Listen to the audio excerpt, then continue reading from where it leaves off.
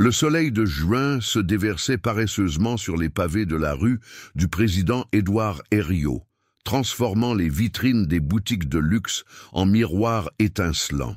Élise Moreau rajusta nerveusement son col, son reflet lui renvoyant l'image d'une jeune femme de 28 ans, simplement vêtue mais digne, ses cheveux châtains soigneusement attachés en un chignon discret. Devant elle se dressait l'imposante façade d'un hôtel particulier du XIXe siècle, sa pierre de taille dorée témoignant d'une époque où Lyon rivalisait avec Paris en élégance. Élise serra contre elle son dossier contenant ses références et ses diplômes d'aide-soignante, son cœur battant un peu plus fort à chaque marche qu'elle gravissait. La sonnette, en laiton poli, émit un carillon cristallin. Quelques instants plus tard, une gouvernante d'un certain âge lui ouvrit la porte, son regard inquisiteur parcourant rapidement la silhouette d'Élise. « Mademoiselle Moreau, Madame Laurent vous attend dans le petit salon. » L'intérieur de la demeure était encore plus impressionnant que sa façade. Des boiseries anciennes couraient le long des murs, les hauts plafonds étaient ornés de moulures délicates, et sous ses pas, un tapis d'aubusson étouffait le bruit de ses modestes escarpins. Dans le petit salon, qui n'avait de petit que le nom, une femme âgée était assise dans un fauteuil Louis XV, droite malgré sa fragilité apparente. Madame Geneviève Laurent avait ce port de tête caractéristique de ceux qui ont toujours vécu dans les hautes sphères de la société, mais ses yeux, d'un bleu délavé par les années, brillaient d'une intelligence vive. « Asseyez-vous, je vous en prie », dit-elle, en désignant un siège proche. Sa voix était douce, légèrement voilée, mais empreinte d'autorité naturelle. Élise s'assit, consciente du contraste entre sa robe simple en coton et le velours précieux du fauteuil. Ses mains, qu'elle avait l'habitude de garder calmes auprès de ses patients, tremblaient légèrement. « Alors, mademoiselle Moreau, parlez-moi un peu de vous. » Élise ouvrit la bouche pour réciter son parcours professionnel soigneusement préparé, mais quelque chose dans le regard de madame Laurent la fit hésiter. Il y avait comme une lueur de reconnaissance, un secret partagé qui flottait dans l'air entre elles. « J'ai grandi à la Croix-Rousse », commença-t-elle, choisissant soudain l'honnêteté plutôt que la formalité. Ma mère était couturière, mon grand-père cheminot. Ils m'ont appris que prendre soin des autres était la plus noble des vocations. Un sourire presque imperceptible se dessina sur les lèvres de madame Laurent. La Croix-Rousse. J'y avais une excellente couturière, il y a des années de cela, une femme remarquable. Le cœur d'Élise manqua un battement. Elle savait, bien sûr, que madame Laurent la reconnaîtrait peut-être. C'était un risque qu'elle avait choisi de prendre. Mais maintenant, face à ce regard qui semblait lire en elle, la jeune femme se demanda si elle n'avait pas fait une terrible erreur. « Je cherche quelqu'un qui pourra m'accompagner pendant ma convalescence », poursuivit madame Laurent, changeant subtilement de sujet. « Mon petit-fils insiste pour que j'aie une aide à domicile. Il s'inquiète, vous comprenez ?» Élise hocha la tête, reconnaissante pour cette diversion. « Je comprends parfaitement. J'ai l'habitude de m'occuper de personnes âgées à leur domicile. L'important est de préserver leur autonomie tout en assurant leur sécurité. Et leur dignité, ajouta madame Laurent avec un regard appuyé. Surtout leur dignité, confirma Élise doucement. Un silence confortable s'installa entre les deux femmes. Par la fenêtre, les cloches de la basilique de Fourvière sonnaient midi, leur mélodie portée par la brise printanière jusqu'au cœur de la ville. « Quand pourriez-vous commencer » demanda finalement madame Laurent. Élise cligna des yeux, surprise par la rapidité de la décision. « Dès que vous le souhaiterez, madame. Demain, alors. Mon petit-fils Benoît doit arriver de Paris dans quelques jours. J'aimerais que nous ayons trouvé nos marques d'ici là. » En quittant l'hôtel particulier ce jour-là, Élise ne pouvait s'empêcher de penser que sa vie venait de prendre un tournant décisif. Ce qu'elle ignorait encore, c'est à quel point elle avait raison. Les premiers jours chez madame Laurent s'écoulèrent dans une routine paisible. Élise arrivait tôt le matin, préparait le petit déjeuner selon les goûts précis de sa patiente, du thé Earl Grey, servi dans une tasse en porcelaine de Limoges, des tartines grillées avec un peu de confiture d'abricot du jardin, et l'aidait ensuite dans sa toilette quotidienne. Madame Laurent, malgré sa fragilité physique, gardait un esprit vif et une curiosité intacte. Elle passait ses matinées à lire Le Figaro ou à écouter France Culture, commentant l'actualité avec une perspicacité qui impressionnait Élise. L'après-midi, elle partageait souvent un moment dans le jardin, un havre de paix caché derrière les hauts murs de pierre, où les roses anciennes embaumaient l'air. Ce matin-là, alors qu'Élise arrangeait les coussins du fauteuil de Madame Laurent dans le jardin, la gouvernante, Madame Dubois, apparut sur le perron. « Madame, Monsieur Benoît vient d'appeler, il arrive ce soir par le TGV de 19 heures. » Une ombre d'inquiétude traversa le visage d'Élise, mais elle la dissimula rapidement. Elle avait entendu parler de Benoît Laurent, bien sûr. Qui n'avait pas lu dans la presse locale les succès de ce jeune prodige de l'immobilier de luxe? À 35 ans, il dirigeait déjà un empire hôtelier s'étendant de Paris à la Côte d'Azur. « Il faudra préparer sa chambre habituelle, » dit Madame Laurent. « Et Élise, vous resterez dîner avec nous ce soir. »« Oh non, madame, je ne peux pas, » protesta faiblement Élise. « J'insiste. Benoît doit comprendre que vous faites partie de la maison maintenant. » Ces mots touchèrent Élise plus qu'elle ne voulait l'admettre. Depuis une semaine qu'elle travaillait ici, Madame Laurent n'avait jamais fait allusion à leur passé commun, à cette dette de reconnaissance qu'Élise portait en silence. Mais parfois, dans ces petits gestes de gentillesse, Élise sentait que la vieille dame n'avait rien oublié. La journée passa trop vite. À 19h30, alors qu'Élise ajustait le col de sa blouse, la plus élégante qu'elle possédait, le bruit d'une voiture sur les pavés de la cour annonça l'arrivée de Benoît Laurent. Des pas dans l'entrée, une voix masculine aux inflexions parisiennes, le froissement d'un manteau qu'on retire. Élise, restée en retrait dans le petit salon, entendit les retrouvailles entre la grand-mère et le petit-fils. « Grand-mère, vous avez meilleure mine que je ne le craignais. Ne sois pas si dramatique, Benoît. Ce n'était qu'une petite bronchite. Qui aurait pu mal tourner si vous viviez seul? Justement, je ne suis plus seul. Viens, je veux te présenter quelqu'un. » Élise se redressa, le cœur battant, alors que Madame Laurent entrait dans le salon, suivie d'un homme grand et élégant. Benoît Laurent portait un costume sur mesure qui soulignait sa silhouette athlétique, mais c'est son regard qui frappa Élise. Des yeux gris acier, perçants, habitués à évaluer rapidement les situations et les gens. « Benoît, voici Élise Moreau, mon aide-soignante. Élise, mon petit-fils Benoît. »« Enchanté, mademoiselle, » dit-il poliment, mais son regard restait distant, professionnel. « Monsieur Laurent ?» répondit Élise avec un léger hochement de tête. Le dîner fut servi dans la salle à manger sous le regard bienveillant d'un portrait de famille datant du Second Empire. Élise observait discrètement Benoît, qui parlait affaires avec sa grand-mère, évoquant des projets à Monaco, des investisseurs à convaincre, des concurrents à devancer, un monde à des années-lumière du sien. Pourtant, parfois, quand il pensait que personne ne le regardait, son masque d'homme d'affaires glissait légèrement, révélant une fatigue, une solitude peut-être, qui le rendait étrangement plus humain. « Et vous, mademoiselle Moreau ?» dit-il soudain, la prenant au dépourvu. « Comment trouvez-vous votre travail ici? Votre grand-mère est une personne remarquable, » répondit Élise avec sincérité. « C'est un privilège de pouvoir l'accompagner. » Il la regarda plus attentivement, comme s'il cherchait à déceler une flatterie dans ses paroles, mais il n'y en avait aucune, et cette authenticité sembla le déstabiliser un instant. Ce soir-là, en rentrant dans son petit appartement de la Croix-Rousse, Élise se sentait troublée. Elle qui avait prévu de rester professionnelle et distante, se retrouvait malgré elle intriguée par cet homme qui semblait porter un masque aussi lourd que son propre secret. Les jours suivants apportèrent un nouveau rythme à la maison Laurent. Benoît avait installé un bureau temporaire dans la bibliothèque, d'où il gérait ses affaires par visioconférence. Sa présence, d'abord intimidante, devint peu à peu familière pour Élise, comme une mélodie en sourdine qui accompagnait ses journées.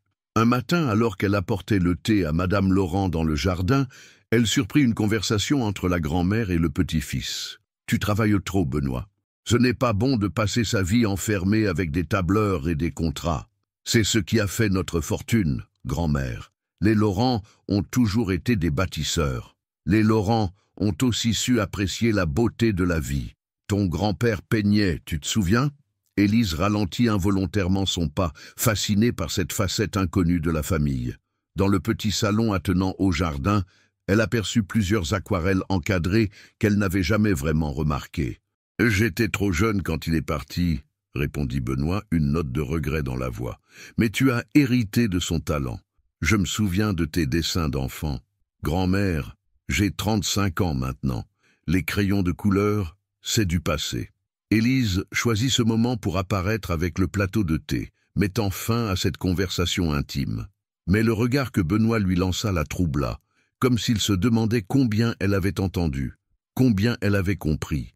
Plus tard dans la journée, alors qu'Élise rangeait des livres dans la bibliothèque, Benoît entra, l'air préoccupé. « Mademoiselle Moreau, dit-il, hésitant un instant, je voudrais vous demander quelque chose. Bien sûr, monsieur Laurent. Ma grand-mère, comment la trouvez-vous vraiment? Les médecins parlent de fragilité, mais je la trouve étonnamment vivante, suggéra Élise avec un petit sourire. Votre grand-mère a une force intérieure remarquable. Ce n'est pas son corps qui a besoin de soins, c'est son cœur qui a besoin de compagnie. Benoît la regarda longuement, surpris par cette analyse. Vous êtes perspicace, mademoiselle Moreau. C'est mon métier d'observer, d'écouter. Et votre grand-mère est quelqu'un qui mérite d'être écouté. Un silence confortable s'installa entre eux. Benoît s'approcha de la fenêtre, contemplant le jardin où sa grand-mère lisait paisiblement. « Vous savez, dit-il doucement, quand j'étais petit, elle me racontait l'histoire de chaque rose de ce jardin. Chacune avait un nom, une origine, une signification. Elle me les a montrées aussi, répondit Élise. La Louise Audier, près de la fontaine, la souvenir de la malmaison contre le mur. Benoît se tourna vers elle intrigué. Vous vous intéressez aux roses anciennes? Je m'intéresse aux histoires qu'elles racontent, comme celle de votre grand-mère qui, chaque printemps, fait refleurir ses témoins du passé. Pour la première fois depuis son arrivée, Benoît sourit véritablement, un sourire qui atteignit ses yeux et adoucit ses traits. Vous êtes différente des autres aides-soignantes que nous avions rencontrées. Ces mots, pourtant bienveillants, firent naître une boule d'angoisse dans la poitrine d'Élise. Oui, elle était différente. Elle avait un secret, une dette, une histoire entremêlée avec celle des Laurent sans qu'il le sache, du moins sans que lui le sache. « Je devrais aller préparer le déjeuner de Madame Laurent », dit-elle précipitamment, quittant la bibliothèque avant que son trouble ne devienne trop visible. Dans le couloir, elle s'arrêta un instant, le cœur battant. Sur les murs, les portraits de famille semblaient la regarder avec une intensité nouvelle. Parmi eux, elle reconnut le grand-père Laurent, l'artiste, celui qui avait peint ces aquarelles qu'elle admirait en secret. Il avait le même regard que Benoît, ce mélange de force et de sensibilité cachée. Elle se demanda soudain si elle n'était pas en train de commettre une terrible erreur. En voulant honorer sa dette envers Madame Laurent, ne risquait-elle pas de créer quelque chose de plus compliqué encore, quelque chose qui pourrait blesser tout le monde, à commencer par elle-même? Le dimanche suivant, Élise profita de son jour de congé pour rendre visite à sa mère dans le petit appartement familial de la Croix-Rousse. Marie Moreau, maintenant à la retraite, gardait dans ses gestes la précision d'une couturière, même en préparant simplement le café. « Tu as l'air préoccupée, ma fille », dit Marie, en disposant 2 tasses sur la table de la cuisine. La fenêtre ouverte laissait entrer l'animation du marché en contrebas, les voix des marchands se mêlant au tintement des cloches de l'église Saint-Denis. « Maman, » commença Élise hésitante, « tu te souviens de Madame Laurent ?» Marie suspendit son geste, la cafetière en l'air. « Bien sûr que je m'en souviens. Comment pourrais-je oublier? Sans elle, grand-père ne serait peut-être plus là, » compléta doucement Élise. Le silence s'installa, chargé de souvenirs. Marie reposa la cafetière et s'assit face à sa fille. « Tu ne m'as jamais dit. C'est pour ça que tu as choisi de travailler chez elle ?»« En partie, » admit Élise. « Quand j'ai vu l'annonce dans Le Progrès, j'ai su que c'était un signe, une façon de rendre ce qu'elle nous avait donné. Ma chérie, » soupira Marie, « cette dette a été remboursée il y a longtemps. J'ai terminé toutes ces robes, même après l'opération de ton grand-père. Ce n'est pas une question d'argent, maman. C'est une question de reconnaissance. » Marie observa sa fille avec attention. « Il y a autre chose, n'est-ce pas ?» Élise rougit légèrement, se rappelant les moments partagés avec Benoît dans la bibliothèque, leurs discussions sur les roses, la façon dont son regard s'attardait parfois sur elle. « Son petit-fils est là, dit-elle simplement. »« Ah, fit Marie, comprenant soudain. Le petit Benoît, je me souviens de lui, tu sais. Il venait parfois avec sa grand-mère pour les essayages. Un garçon solitaire, toujours avec ses crayons de dessin. Il a changé. C'est un homme d'affaires maintenant. Mais le petit garçon est toujours là, quelque part, sourit Marie. Comme la petite fille qui se cachait derrière mes patrons de couture est toujours en toi. Élise se rappela soudain ses après-midi lointains, quand elle accompagnait parfois sa mère chez les clients. Elle n'avait que 6 ans lors de sa première visite chez les Laurent. Elle se souvenait vaguement d'un petit garçon plus âgé qu'elle, assis dans un coin du salon avec son carnet à dessin, qui lui avait offert un bonbon à la violette. « Il ne se souvient pas de moi, » dit-elle doucement. « Comment le pourrait-il? Nous étions des enfants, et nos mondes étaient déjà si différents. Les mondes changent, ma fille. Regarde-nous. À qui aurait cru qu'une petite couturière de la Croix-Rousse pourrait un jour devenir la confidente d'une dame de la haute société lyonnaise? Ce n'était pas qu'une relation professionnelle entre vous, n'est-ce pas? Demanda Élise, réalisant soudain quelque chose. Marie secoua la tête. Madame Laurent, Geneviève, elle a su voir au-delà des apparences. Quand ton grand-père est tombé malade, elle n'a pas seulement payé l'opération, elle m'a écouté, soutenu. Elle est venue le voir à l'hôpital, tu sais, une dame de son rang, dans une chambre d'hôpital public. Élise sentit les larmes lui monter aux yeux. Et maintenant, c'est moi qui prends soin d'elle. La vie a parfois une façon étrange de boucler la boucle, dit Marie en prenant la main de sa fille. Mais Élise, promets-moi une chose. Quoi donc? Ne laisse pas le passé dicter ton présent. Si tu restes auprès de Madame Laurent, que ce soit par choix, pas par obligation. Et si des sentiments naissent pour son petit-fils, maman, protesta Élise, ne les étouffe pas par peur ou par devoir. Tu as le droit d'écrire ta propre histoire. En quittant l'appartement de sa mère ce soir-là, Élise se sentait à la fois plus légère et plus troublée. Les paroles de sa mère résonnaient dans son esprit, se mêlant aux souvenirs d'enfance qui remontaient à la surface. Un petit garçon avec ses crayons, un bonbon à la violette, 2 mondes qui s'étaient frôlés avant de s'éloigner. Pour mieux se retrouver, le retour au travail le lundi matin fut différent pour Élise. La maison Laurent, qu'elle avait appris à considérer comme un lieu familier, lui semblait soudain chargée de nouvelles significations.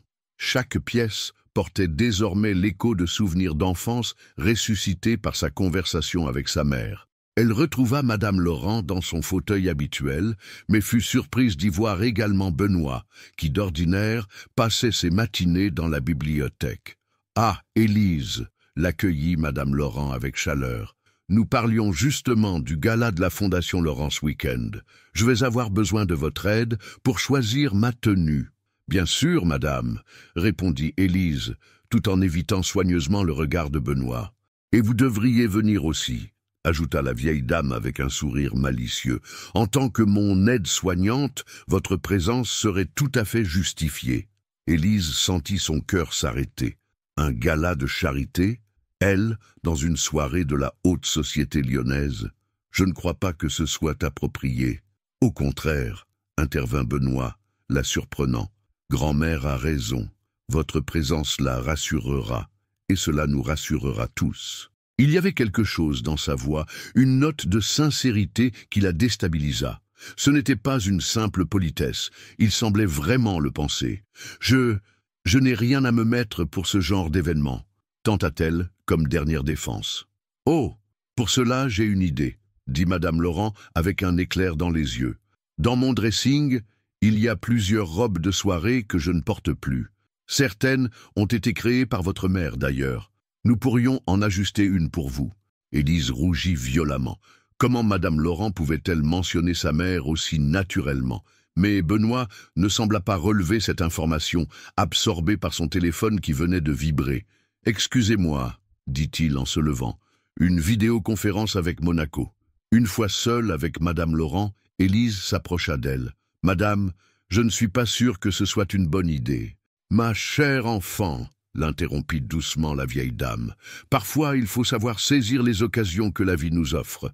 Venez, allons voir ces robes. » Dans le grand dressing aux miroirs anciens, Madame Laurent ouvrit une penderie qui semblait contenir des décennies d'élégance préservée.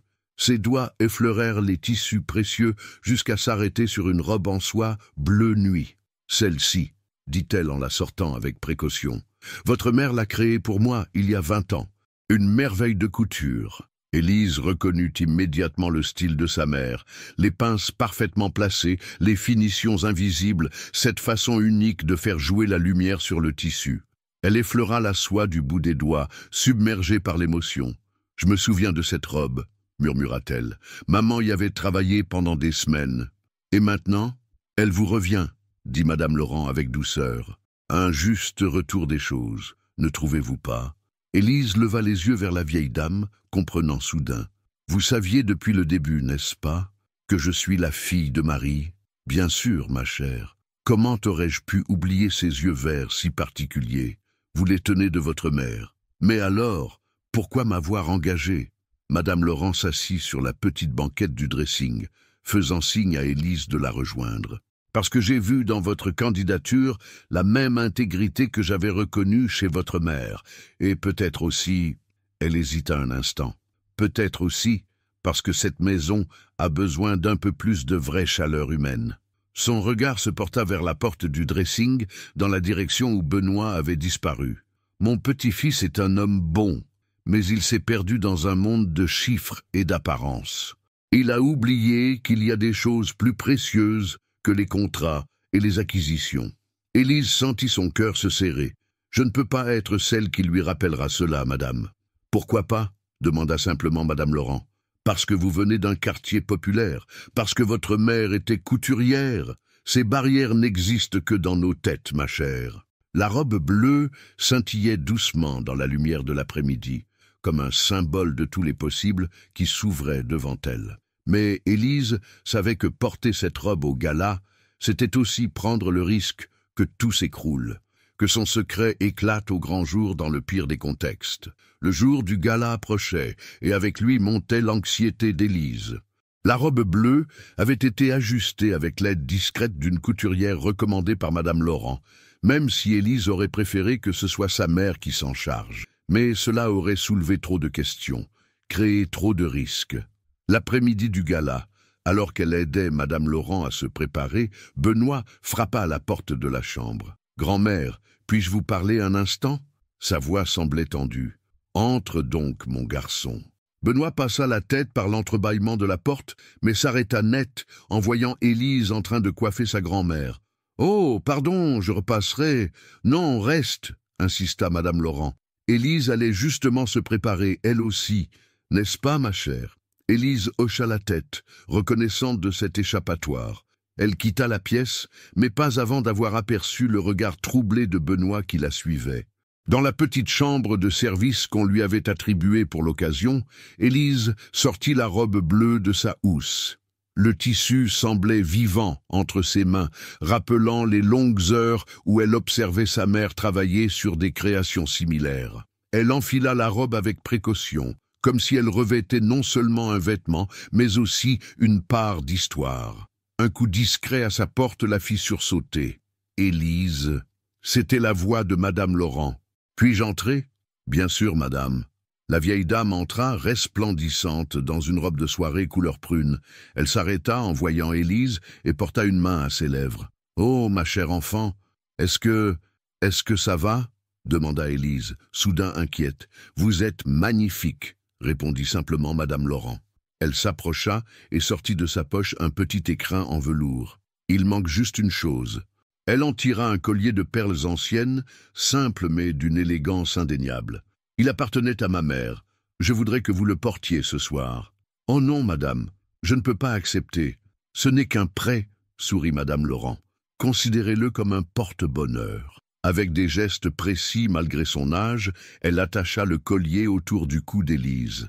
Les perles, tièdes contre sa peau, semblaient lui murmurer les secrets de générations de femmes Laurent. « Maintenant, écoutez-moi bien, » dit Madame Laurent en la faisant asseoir devant la coiffeuse. « Ce soir, vous n'êtes pas mon aide-soignante. Vous êtes mon invitée, une jeune femme qui a tout autant sa place que n'importe qui dans cette soirée. Mais si quelqu'un pose des questions, vous êtes une amie de la famille, point final. Personne n'osera contredire Geneviève Laurent sur ce point. ajouta-t-elle avec un clin d'œil malicieux.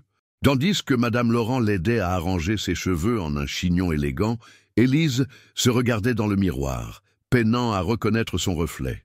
La robe bleue épousait parfaitement ses formes, le collier de perles ajoutait une touche de sophistication naturelle et ses cheveux, ainsi relevés, dégageaient son visage d'une manière qui la surprenait elle-même. « Voilà », dit finalement Madame Laurent, en reculant d'un pas pour admirer son œuvre. « Vous êtes prête. » Mais l'était-elle vraiment ? Prête à affronter les regards, les questions, la proximité de Benoît pendant toute une soirée, prête à maintenir cette illusion d'appartenance à un monde qui n'était pas le sien. Un bruit de moteur dans la cour annonça l'arrivée de la voiture qui devait les conduire au gala. Élise prit une profonde inspiration, se rappelant les paroles de sa mère. « Ne laisse pas le passé dicter ton présent. »« Madame Laurent, » dit-elle doucement, « merci pour tout. » La vieille dame lui prit la main et la serra avec une force surprenante. « C'est moi qui vous remercie, ma chère, pour bien plus que vous ne l'imaginez. » Ensemble, elles descendirent vers le hall d'entrée où Benoît les attendait. Quand il vit Élise, son expression changea imperceptiblement. Pendant une fraction de seconde, elle crut voir dans ses yeux l'écho du petit garçon au carnet de dessin, comme si le temps s'était suspendu entre hier et aujourd'hui. Le grand hôtel-Dieu brillait de mille feux ce soir-là. Ses façades Renaissance, récemment restaurées, se reflétaient dans les eaux du Rhône comme un mirage doré. La voiture s'arrêta sous les arcades historiques et Benoît descendit le premier pour aider sa grand-mère, puis Élise. Le contact de sa main gantée sur la sienne fit frissonner Élise. Il la retint un instant plus longtemps que nécessaire, comme s'il cherchait à s'assurer qu'elle ne s'envolerait pas dans la nuit lyonnaise. « Vous êtes extraordinaire », murmura-t-il, si bas qu'elle crut l'avoir imaginé. Le grand salon de réception était un chef-d'œuvre d'architecture classique rehaussé par une décoration contemporaine. Des compositions florales monumentales s'élevaient vers les plafonds à caissons, tandis que des serveurs en livrée circulaient avec des plateaux de champagne. « Benoît, mon cher ami », une femme élégante d'une quarantaine d'années s'approcha d'eux. « Et Madame Laurent, quel plaisir de vous voir en si grande forme. »« Bonsoir Diane, » répondit Benoît avec une politesse professionnelle. « Je vous présente Mademoiselle Moreau, une amie de la famille. »« Enchantée, » dit Diane en détaillant Élise d'un regard expert. « Cette robe est sublime. On dirait une création vintage de... »« Excusez-moi, » interrompit Madame Laurent avec un timing parfait, « mais je crois apercevoir le professeur Dupont. »« Élise, ma chère, m'accompagneriez-vous » Élise suivit Madame Laurent avec reconnaissance, laissant Benoît aux prises avec Diane. Alors qu'elle traversait la salle, plusieurs personnes s'inclinaient respectueusement devant la matriarche des Laurent. « Le plus dur est passé, » murmura Madame Laurent. « Diane Valmont est la plus grande collectionneuse de haute couture vintage de Lyon. Si elle n'a pas reconnu la robe, personne ne le fera. » Élise se détendit légèrement, mais la soirée ne faisait que commencer. Au fil des heures, elle observa Benoît dans son élément, naviguant d'un groupe à l'autre avec l'aisance d'un homme habitué aux mondanités. Pourtant, elle remarqua qu'il gardait toujours un œil sur elle, comme s'il veillait à distance sur sa présence. Lors du dîner, elle fut placée entre un architecte renommé et un jeune violoncelliste, tandis que Benoît était assis en face d'elle, aux côtés d'une élégante héritière italienne. La conversation était animée, mais Élise sentait régulièrement le regard de Benoît se poser sur elle. « Vous travaillez dans le secteur médical, m'a-t-on dit ?» demanda l'architecte. « En effet, » répondit-elle simplement, suivant le conseil de Madame Laurent de rester vague sur les détails. « Un domaine fascinant, » intervint Benoît. « Mademoiselle Moreau a une approche remarquable du soin et de l'accompagnement. » Élise leva les yeux vers lui, surprise par la chaleur dans sa voix. L'héritière italienne à ses côtés sembla le remarquer aussi, car elle posa une main possessive sur le bras de Benoît. Après le dîner, un orchestre de chambre commença à jouer des valses. Les couples se formèrent sur la piste de danse, et Élise se retira discrètement vers une des grandes fenêtres donnant sur le Rhône. La nuit était claire. Les lumières de la ville se reflétaient dans le fleuve comme des étoiles tombées du ciel. « M'accorderiez-vous cette danse ?» Elle se retourna pour trouver Benoît devant elle, la main tendue. Son cœur manqua un battement. « Je Je ne suis pas sûr de savoir danser la valse correctement.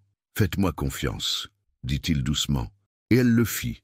Sa main dans la sienne, son autre main posée légèrement sur son épaule, elle se laissa guider sur la piste. Les premières mesures furent hésitantes, mais bientôt, elle se surprit à suivre naturellement ses pas. « Vous voyez, ce n'est pas si difficile, » murmura-t-il près de son oreille. « Votre grand-mère nous regarde, » remarqua Élise, apercevant le sourire satisfait de Madame Laurent. « Elle nous observe depuis le début de la soirée. Je crois qu'elle joue les entremetteuses. » Élise sentit son cœur s'accélérer. « Ce ne serait pas approprié ?»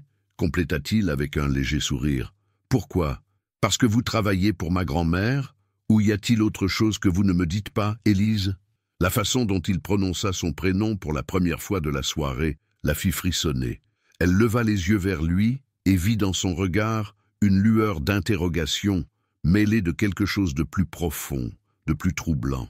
La musique ralentit, mais ils continuèrent à danser, prisonniers d'un moment suspendu entre vérité et secret, entre passé et présent, entre ce qui était et ce qui pourrait être. Le lendemain du gala, Élise arriva plus tôt que d'habitude à la maison Laurent.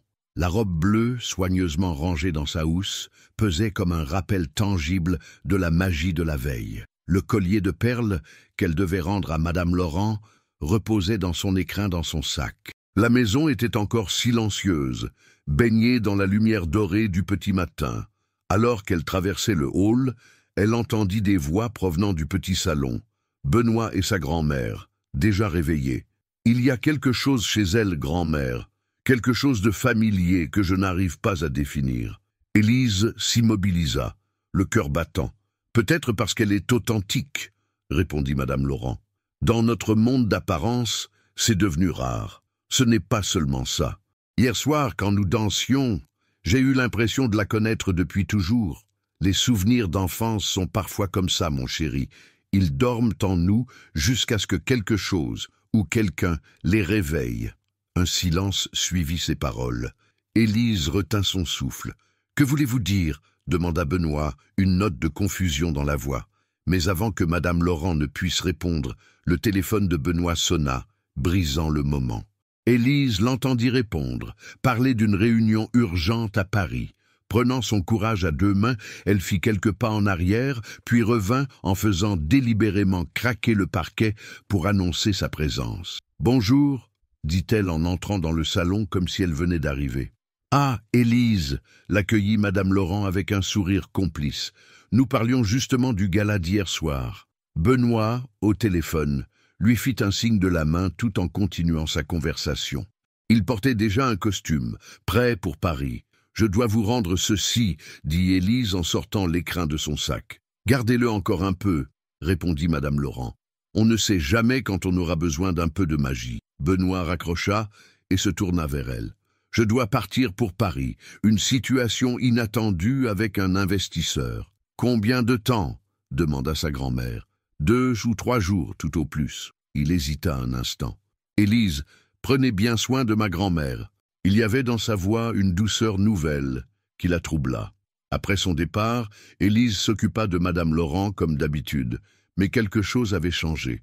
Les silences étaient plus lourds de sens, les regards plus appuyés. « Il commence à se souvenir, n'est-ce pas ?» demanda finalement Élise, alors qu'elle prenait le thé dans le jardin. « Les souvenirs sont comme les roses de ce jardin, » répondit Madame Laurent, en désignant les massifs en fleurs. Ils ont besoin de temps et de soins pour s'épanouir. Et parfois, ils ont des épines, murmura Élise. Ma chère enfant, vous vous torturez inutilement. Ce secret que vous portez n'est pas un fardeau, c'est un pont entre le passé et le présent. Mais s'il se sent trahi quand il apprendra la vérité, s'il pense que je me suis joué de lui... Madame Laurent posa sa tasse et prit les mains d'Élise dans les siennes. Écoutez-moi bien. J'ai vu hier soir comment il vous regardait. Ce n'était pas le regard d'un homme qui admire simplement une jolie femme en robe de soirée. C'était le regard d'un homme qui reconnaît quelque chose de précieux, même s'il ne sait pas encore quoi. Les yeux d'Élise s'embuèrent. « J'ai peur, Madame Laurent, peur de tout gâcher. La peur est mauvaise conseillère, ma chère. Faites confiance à la vie et à mon petit-fils. Il a peut-être l'air d'un homme d'affaires endurci, Mais il a gardé le cœur de ce petit garçon qui vous offrait des bonbons à la violette. » Élise sursauta. « Vous vous souvenez de ça ? » »« Je me souviens de tout, » sourit Madame Laurent. « Des après-midi d'essayage avec votre mère, de Benoît dans son coin avec ses dessins, de vous, petite fille timide, cachée derrière les patrons de couture. La vie n'est pas un hasard, Élise.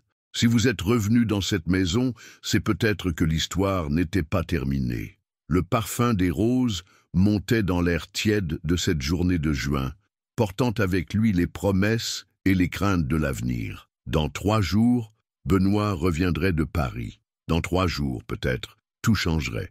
Les 3 jours qui suivirent passèrent dans une étrange atmosphère d'attente. Élise continuait ses tâches quotidiennes auprès de Madame Laurent, mais son esprit vagabondait souvent vers Paris, où Benoît négociait avec ses investisseurs. Un après-midi, alors qu'elle rangeait des livres dans la bibliothèque, son regard fut attiré par un grand album photo relié de cuir bordeaux.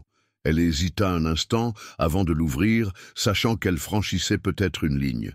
Les premières pages montraient la famille Laurent dans les années 90.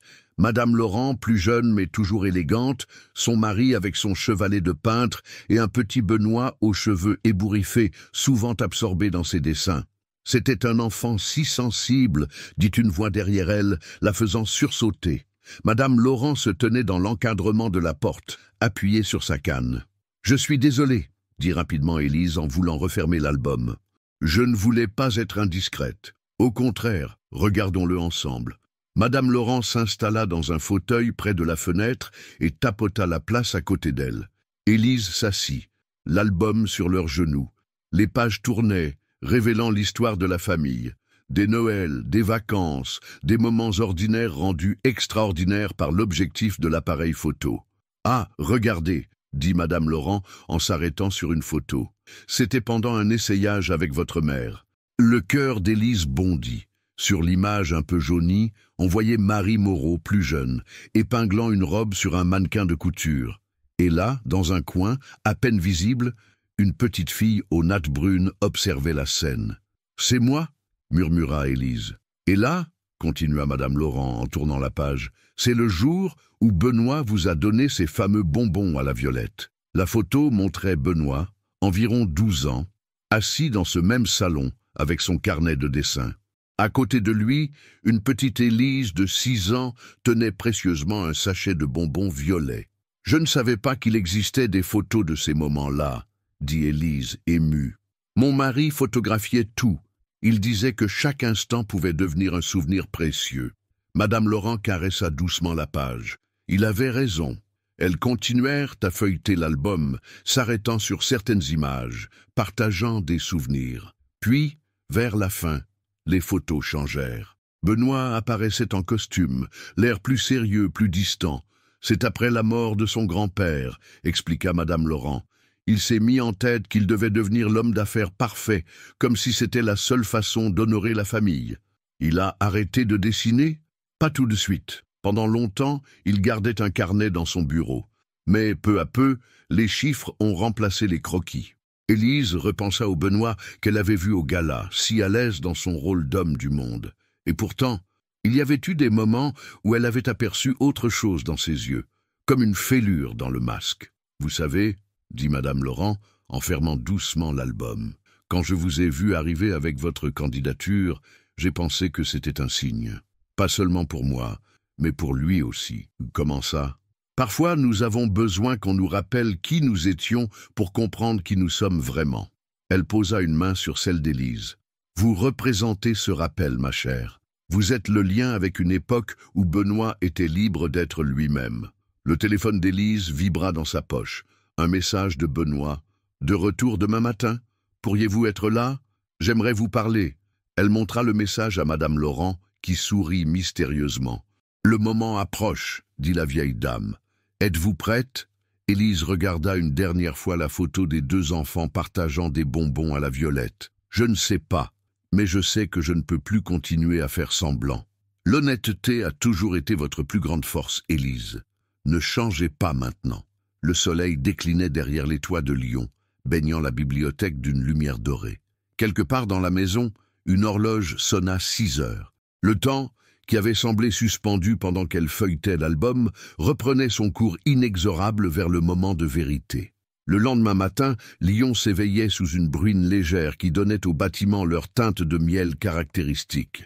Élise arriva tôt à la maison Laurent, son parapluie goûtant doucement sur le perron. Elle portait dans son sac l'album photo que Madame Laurent lui avait permis d'emprunter la veille, une preuve tangible de son histoire, si le courage lui venait de la partager. La maison était inhabituellement calme.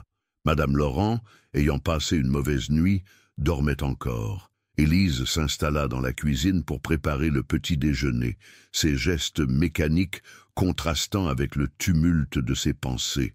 Le bruit d'une voiture sur les pavés de la cour la fit tressaillir. Par la fenêtre de la cuisine, elle vit Benoît descendre d'un taxi, sa silhouette élégante légèrement brouillée par la pluie. Il portait son manteau de voyage et tenait à la main une petite mallette en cuir. Leurs regards se croisèrent à travers la vitre. Il lui fit un signe de tête, un demi-sourire aux lèvres, et son cœur manqua un battement. Quelques minutes plus tard, il la rejoignit dans la cuisine, les cheveux encore humides de pluie. « Bonjour, Élise », dit-il doucement, utilisant son prénom avec une familiarité qui la troubla. « Ma grand-mère dort encore ? Oui, elle a eu une nuit agitée. J'allais lui préparer son petit déjeuner. Parfait, cela nous donne le temps de parler. » Il s'assit à la table de la cuisine, un endroit où elle ne l'avait jamais vu auparavant. Ce cadre informel, presque intime, rendait le moment encore plus surréel. « J'ai beaucoup réfléchi pendant mon séjour à Paris, » commença-t-il. « À vous, à cette impression constante de déjà-vu que j'ai en votre présence. » Élise sentit ses mains trembler légèrement alors qu'elle préparait le thé. « Et puis, hier soir, dans ma chambre d'hôtel, j'ai trouvé ceci au fond de ma mallette. » Il sortit de sa poche un petit carnet à dessin usé, ses pages jaunies par le temps. « Je le garde toujours avec moi, même si je ne dessine plus depuis des années. Et regardez ce que j'ai trouvé à l'intérieur. » Il ouvrit le carnet à une page précise. Le dessin, fait par un enfant talentueux, montrait une petite fille aux nattes brunes, assise dans un coin tenant un sachet de bonbons à la violette. En bas de la page, une date, 15 juin 1999. Élise posa brusquement la théière, manquant de la renverser. « Je me suis souvenu, » dit-il doucement. « Pas tout d'abord, mais par fragments. Une petite fille qui accompagnait sa mère couturière. Des bonbons achetés chez voisins que je gardais spécialement pour ses visites. Le bruit des ciseaux de sa mère découpant le tissu. »« Benoît, » interrompit Élise, sa voix à peine plus qu'un murmure. « J'ai quelque chose à vous montrer aussi. » D'une main tremblante, elle sortit l'album photo de son sac et l'ouvrit à la page de la photo des bonbons à la violette. Il regarda l'image en silence, puis leva les yeux vers elle. Son regard n'était pas accusateur comme elle l'avait craint, mais rempli d'une émotion qu'elle n'arrivait pas à déchiffrer. « Pourquoi n'avoir rien dit ?» demanda-t-il doucement. « Au début, je ne savais pas si vous vous souviendriez, et puis, comment expliquer que la fille de la couturière revenait comme aide-soignante ? J'avais peur que vous pensiez que j'avais des motivations cachées. En aviez-vous » Elle prit une profonde inspiration. « Une seule, rembourser une dette de gratitude. Votre grand-mère a sauvé mon grand-père en payant son opération du cœur. Ma mère n'aurait jamais pu réunir la somme nécessaire seule. Je ne savais pas, » murmura-t-il. « Peu de gens le savaient. Votre grand-mère n'a jamais voulu que cela se sache. Elle disait que la vraie générosité n'a pas besoin de témoins. » Un silence s'installa entre eux, rempli du bruit doux de la pluie contre les vitres et du tic-tac régulier de la vieille horloge de la cuisine. « Ces dernières semaines, » dit finalement Benoît, « je me suis senti plus vivant que je ne l'ai été depuis des années. Maintenant, je comprends pourquoi. Vous m'avez rappelé qui j'étais avant de devenir ceci. » Il fit un geste vague vers son costume impeccable. « Vous êtes toujours cette personne, » dit doucement Élise. « Le petit garçon qui dessinait et qui partageait ses bonbons. Il est juste caché. » Leurs regards se croisèrent à nouveau. Et cette fois, quelque chose de profond passa entre eux. Une reconnaissance mutuelle, une compréhension partagée de tout ce qui avait été perdu et de tout ce qui pourrait être retrouvé. « Je savais que je vous trouverais ici », dit une voix familière depuis la porte de la cuisine. Élise et Benoît se retournèrent pour voir Madame Laurent, déjà habillée et coiffée malgré l'heure matinale, les observant avec un sourire bienveillant. Grand-mère, vous devriez être au lit, dit Benoît en se levant pour l'aider. Ne me traite pas comme une invalide, mon garçon. Je me sens parfaitement bien ce matin. Elle s'avança vers la table, son regard se posant sur l'album photo ouvert et le carnet de croquis. Ah, je vois que les souvenirs ont finalement refait surface. Vous saviez depuis le début, dit Benoît, entre constatation et accusation. Bien sûr que je savais. Comment aurais-je pu oublier la petite fille qui te faisait sortir de ta coquille? Elle s'assit entre eux, caressant doucement la photo du bout des doigts. Tu étais si solitaire à cette époque, toujours dans tes dessins. Mais quand Élise venait avec sa mère, tu t'animais. Pourquoi ne pas me l'avoir dit? Demanda Benoît. Certaines choses doivent être redécouvertes par soi-même pour avoir de la valeur, répondit-elle simplement. Et puis, je dois avouer que j'ai pris un certain plaisir à observer votre histoire se dérouler à nouveau. Elle se tourna vers Élise. Ma chère, quand vous êtes venue avec votre candidature, j'ai su que c'était un cadeau du destin. Non seulement vous étiez parfaitement qualifiée, mais vous portiez en vous cette même bonté, cette même authenticité que votre mère. Mais la dette, commença Élise, n'a jamais existé, coupa fermement Madame Laurent. Ce que j'ai fait pour votre famille, je l'ai fait par amitié, pas par charité. Votre mère était bien plus qu'une couturière pour moi. Elle était une confidente, une amie véritable à une époque où j'en avais désespérément besoin. Benoît regardait sa grand-mère avec une expression nouvelle, comme s'il découvrait une facette d'elle qu'il n'avait jamais soupçonnée. « Je me souviens maintenant », dit-il doucement. « Après la mort de grand-père, vous passiez beaucoup de temps avec Madame Moreau. Je vous entendais parfois rire ensemble pendant les essayages. Ta mère m'a aidé à traverser mon deuil, expliqua Élise. La mienne venait de perdre son mari aussi. Elle se comprenait. Et pendant qu'elles partageaient leur chagrin, ajouta Madame Laurent avec un sourire malicieux, 2 enfants partageaient des bonbons et des rêves dans un coin du salon. Un silence ému s'installa dans la cuisine. Par la fenêtre, la pluie avait cessé, et un rayon de soleil perçait les nuages, faisant briller les gouttes d'eau sur les rosiers du jardin. « J'ai quelque chose à vous montrer, » dit soudain Madame Laurent. « Attendez-moi ici. » Elle sortit de la cuisine d'un pas étonnamment vif pour son âge. Quelques minutes plus tard, elle revint avec un grand carton à dessin qu'Élise n'avait jamais vu. « Benoît, ceci appartenait à ton grand-père, » dit-elle en l'ouvrant délicatement. À l'intérieur se trouvaient des dizaines d'aquarelles, certaines jaunies par le temps, d'autres remarquablement préservées. La plupart représentèrent le jardin, les roses, la maison, mais au milieu des paysages, une série de portraits attira leur attention. « Ce sont... » murmura Benoît. « Oui, » confirma sa grand-mère. « Ton grand-père aimait croquer les gens qui venaient à la maison. Regardez celle-ci. » Elle sortit une aquarelle représentant une scène familière, Marie Moreau travaillant sur une robe, sa petite fille endormie sur un fauteuil et un jeune Benoît dessinant dans son carnet, lui jetant de temps en temps des regards furtifs. « Il a capturé l'essence même de ces moments, » dit doucement Madame Laurent. « La concentration de Marie, l'innocence d'Élise, ta fascination, Benoît. C'était son don, voir la beauté dans les instants ordinaires. » Élise sentit les larmes lui monter aux yeux. Cette aquarelle était comme une fenêtre ouverte sur son enfance, sur un passé qu'elle avait cru à jamais perdu. « Grand-mère, » dit Benoît d'une voix étranglée, « pourquoi ne m'avez-vous jamais montré ces dessins avant? Parce que tu n'étais pas prêt à les voir. Tu courais après une certaine idée du succès, oubliant que ton grand-père avait réussi tout en restant fidèle à sa passion. » Elle posa une main sur celle de son petit-fils. « Mais maintenant, peut-être... » Le reste de la matinée passa comme dans un rêve. Madame Laurent avait fait monter le petit déjeuner dans le jardin d'hiver, où il continuait à explorer les aquarelles du grand-père Laurent. Chaque dessin semblait ouvrir une nouvelle porte sur le passé, libérant des souvenirs longtemps enfouis. « Regardez celle-ci, » dit Benoît, sortant une aquarelle représentant le jardin en plein été. « Je me souviens de ce jour. C'était pendant une canicule. Et grand-père avait installé son chevalet près de la fontaine. Et ta grand-mère nous avait servi de la citronnade, ajouta Élise, surprise par la vivacité de ce souvenir, dans ces grands verres en cristal qui tintaient quand on y mettait les glaçons. Leurs regards se croisèrent, partageant cette complicité retrouvée.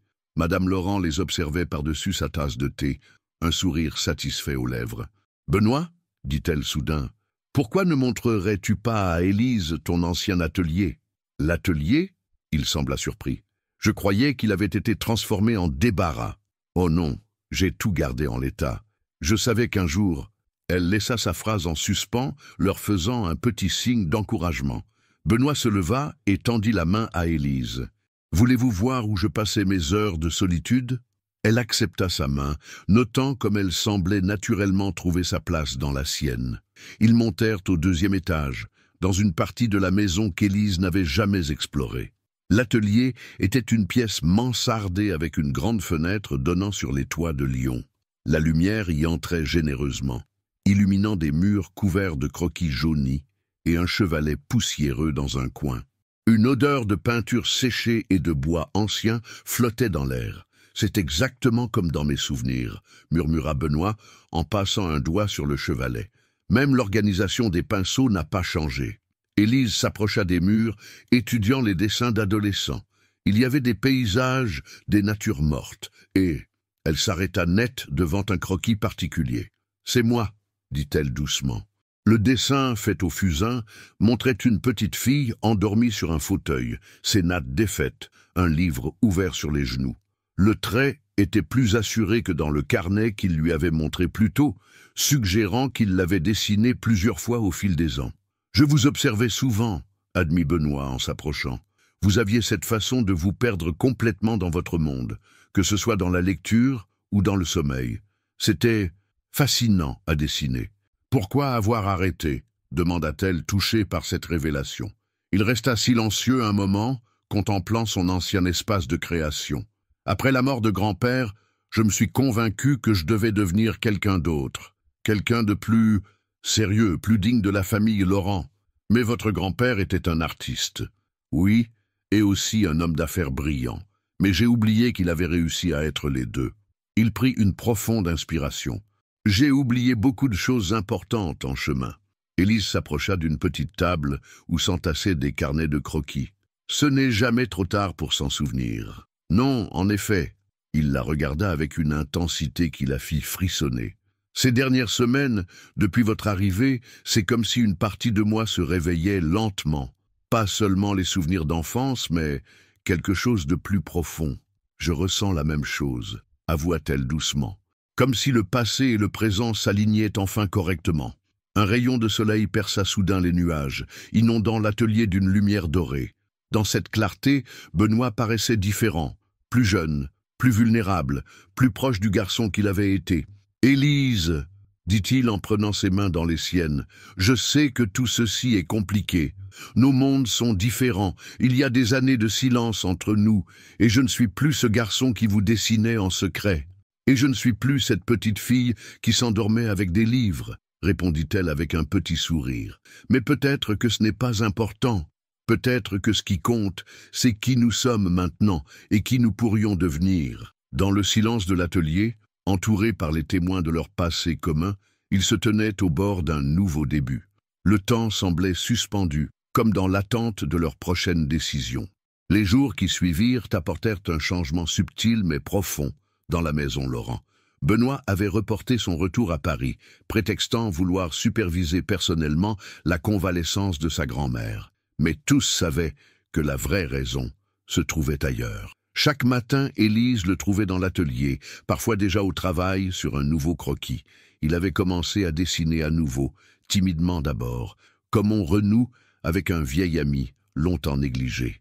Elle l'observait souvent en silence, admirant la façon dont ses mains retrouvaient naturellement les gestes d'autrefois. « J'ai appelé Paris ce matin », lui dit-il un jour, alors qu'ils prenaient le café dans le jardin. « J'ai décidé de déléguer une partie de mes responsabilités. » « Vraiment ?» Elle le regarda avec surprise. « Et vos projets à Monaco ? Ils peuvent attendre. Ou peut-être... » Il hésita. « Peut-être que je pourrais les gérer depuis Lyon.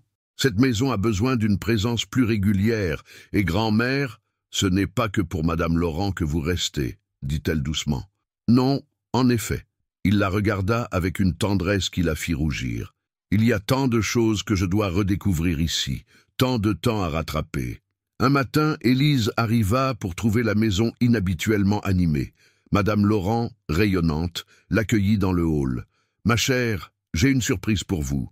Ou plutôt, nous avons une surprise. » Elle la conduisit jusqu'au petit salon, où Benoît attendait en compagnie d'une femme qu'Élise reconnut immédiatement. « Maman ?» Marie Moreau se tenait là, élégante, dans une robe simple mais raffinée, ses yeux brillants d'émotion. « Madame Laurent m'a invitée, » dit-elle en embrassant sa fille. « Elle pense qu'il est temps de renouer tous les fils de notre histoire. J'ai une proposition à vous faire, Marie, » dit Madame Laurent, en s'asseyant dans son fauteuil préféré. « La Fondation Laurent va lancer un programme de formation en haute couture pour les jeunes talents. Nous aurions besoin d'une directrice artistique. » Les yeux de Marie s'écarquillèrent. « Mais je suis à la retraite. L'expertise ne prend pas sa retraite, ma chère amie. Et qui mieux que vous pour transmettre non seulement le savoir-faire, mais aussi les valeurs qui ont fait la grandeur de la couture lyonnaise. » Élise regardait la scène avec émerveillement. Sa mère, qui avait toujours rêvé de partager son art, se voyait offrir une chance inespérée. Et cette chance venait de la même famille qui avait déjà tant fait pour eux. « Ce n'est pas de la charité, » dit doucement Benoît, comme s'il lisait dans ses pensées. C'est un investissement dans l'avenir et une façon de préserver ce qui compte vraiment. Il sortit de sa poche un petit carnet de croquis et le tendit à Marie. « J'ai redessiné quelques modèles que vous aviez créés pour grand-mère. Je pensais qu'ils pourraient servir de base pour la première collection des élèves. » Marie feuilleta le carnet, des larmes aux yeux. « Vous avez capturé parfaitement l'esprit de ces robes. Vous avez le même œil que votre grand-père. »« J'ai eu de bons modèles, » répondit-il en regardant Élise. Madame Laurent observait la scène avec satisfaction. « Vous voyez, les cercles se referment, les histoires s'entremêlent. Ce n'est pas un hasard si nous nous retrouvons tous ici aujourd'hui. » Elle se leva et s'approcha de la fenêtre, contemplant son jardin de roses. « Savez-vous pourquoi j'aime tant ces fleurs? Parce qu'elles nous rappellent que la beauté peut survivre au temps, que les racines anciennes peuvent donner naissance à de nouvelles floraisons. » Elle se tourna vers eux, son regard plein de tendresse. « Cette maison a toujours été plus qu'une simple demeure. C'est un lieu où les rêves peuvent grandir, où les talents peuvent s'épanouir, où les cœurs peuvent se retrouver. » Élise sentit la main de Benoît chercher la sienne, leurs doigts s'entrelaçant naturellement. Dans ce geste simple résidait la promesse de tout ce qui était à venir, un nouveau chapitre qui s'écrirait non pas malgré leur passé, mais grâce à lui. 1 an plus tard, le jardin des Laurent s'était paré de ses plus beaux atours pour une occasion spéciale. Les roses étaient en pleine floraison, leur parfum embaumant l'air du soir. Des lanternes suspendues aux branches des arbres créaient une atmosphère féerique, leur lumière douce se reflétant dans les coupes de champagne des invités. La Fondation Laurent célébrait sa première année de formation en haute couture, et le jardin accueillait une exposition unique. Les créations des élèves côtoyaient les anciennes robes de Madame Laurent, certaines restaurées avec amour par Marie Moreau et son équipe. Sur des chevalets disposés entre les massifs de roses, les aquarelles du grand-père Laurent dialoguaient avec les nouveaux dessins de Benoît, témoignant d'un héritage artistique ressuscité. Élise, vêtue d'une nouvelle création de sa mère, une robe couleur champagne qui semblait capturer la lumière du crépuscule, observait la scène avec émotion. Tant de choses avaient changé en une année, et pourtant, l'essence de ce qui les avait tous réunis demeurait intacte. « À quoi pensez-vous » demanda Benoît en s'approchant d'elle, 2 coupes de champagne à la main. « À tout ce chemin parcouru » répondit-elle en acceptant la coupe. « Vous vous souvenez de notre première rencontre ici? J'étais terrifié à l'idée que vous découvriez mon secret. Et moi, j'étais intrigué par cette aide soignante qui semblait porter en elle quelque chose de familier. » Il sourit. « Grand-mère nous observait déjà à l'époque, tissant patiemment sa toile. » Ils regardèrent vers Madame Laurent, resplendissante, dans une nouvelle robe créée spécialement par Marie. Elle était assise près de la fontaine, entourée d'élèves de la formation qui buvaient ses paroles avec admiration. À ses côtés, Marie partageait des anecdotes sur l'histoire de la haute couture lyonnaise. « Elle n'a jamais été aussi heureuse », remarqua Benoît. « Cette fondation lui a donné un nouveau souffle. »« À nous tous », corrigea doucement Élise. « Regardez votre mère qui peut enfin transmettre son art. vous qui avez retrouvé le plaisir de dessiner. Et vous, dit-il en se tournant vers elle, qui n'avez plus à porter le poids d'un secret. Il posa sa coupe sur une table proche et sortit de sa poche un petit sachet violet familier. J'ai fait un détour par la boutique voisin ce matin. Élise rit en reconnaissant les bonbons à la violette. Certaines choses ne changent jamais. Non, en effet, son regard devint plus sérieux. Comme ce que je ressens pour vous depuis que nous étions enfants, même si je ne le savais pas encore. Il l'entraîna doucement vers un coin plus tranquille du jardin, près d'un massif de roses louisaudier en pleine floraison. De là, il pouvait voir l'ensemble de la réception tout en restant un peu à l'écart. « J'ai quelque chose pour vous », dit-il en sortant son carnet de croquis. « Un dessin que j'ai fait ce matin. » L'aquarelle représentait 2 enfants partageant des bonbons dans un salon élégant, et à côté, ces mêmes enfants devenus adultes, se tenant la main dans un jardin de roses. Le style était celui du grand-père Laurent, délicat et précis, mais avec une touche personnelle qui était uniquement celle de Benoît. « C'est notre histoire », murmura Élise, émue. « Une histoire qui ne fait que commencer », répondit-il, en s'agenouillant soudain devant elle. Le temps sembla se suspendre. Les bruits de la réception s'estompèrent, laissant place au seul murmure de la fontaine et au parfum envoûtant des roses. « Élise Moreau », dit-il doucement, « l'enfant qui m'a fait découvrir la magie des petits bonheurs, la femme qui m'a rappelé qui j'étais vraiment. Voudriez-vous continuer à écrire cette histoire avec moi ?» Il sortit un écrin de sa poche, mais ce n'était pas une bague qui s'y trouvait. C'était le vieux sachet de bonbons à la violette de leur enfance, miraculeusement préservé.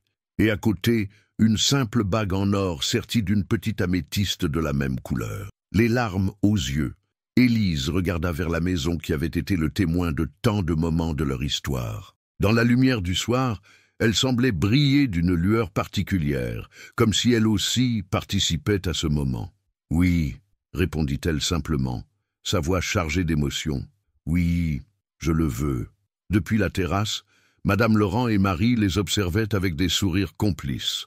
2 générations de Laurent et de Moreau, unies par le fil invisible du destin, de l'amour et de la reconnaissance.